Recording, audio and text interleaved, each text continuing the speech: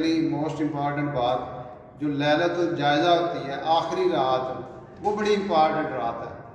جو عید الفطر کی رات آتی ہے نا، جس میں چاند نظر آ جاتا ہے، چاند رات جسے کہتے ہیں، وہ رات بڑی ہی اہم ہے۔ عام طور پہ بندہ سمجھتے لو جی ہوں آزاد ہو گئے ہیں،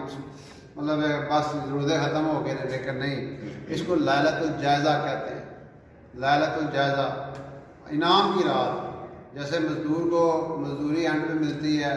ملازم پورا مہینہ کام کرتا ہے، مہینے بعد اس کو پے ملتی ہے،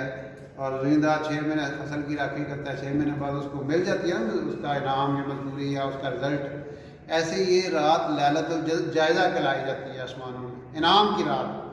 کہ اللہ تعالیٰ اناؤنس کر رہے ہوتے ہیں کہ میں اپنے ان بندوں کو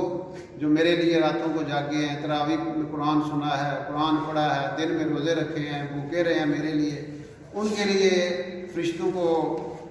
فرمایا جاتا ہے کہ ان کی ساری ضرورتیں پوری کر دو، ان کی ساری دعائیں قبول کر دو۔ اور یہ وہ رات ہے، ویسے رمضان کی ہر رات شام میں افطار کے وقت 10 لاکھ لوگوں کو دوزخ سے آزاد کیا جاتا ہے، 10 لاکھ۔ اور پھر آخری جو روزہ ہوتا ہے اس میں جتنے لوگ آزاد ہیں اس کے برابر آزاد کیا جاتا ہے۔ اور پھر یہ جو راتیں ہیں نا، عید الفطر کی رات، حدیث میں آتا ہے جو بندہ 2 راتوں میں عبادت کے لیے جاگے گا، عید الفطر کی رات اور عید الاضحیٰ کی رات، اس پر جنت واجب ہو جائے گی، اس پر جنت واجب ہو جائے گی۔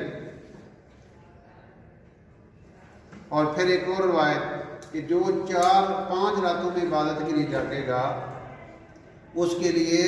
اس کا دل اس دن نہیں مرے گا جس دن سب کے دل مر جائیں گے۔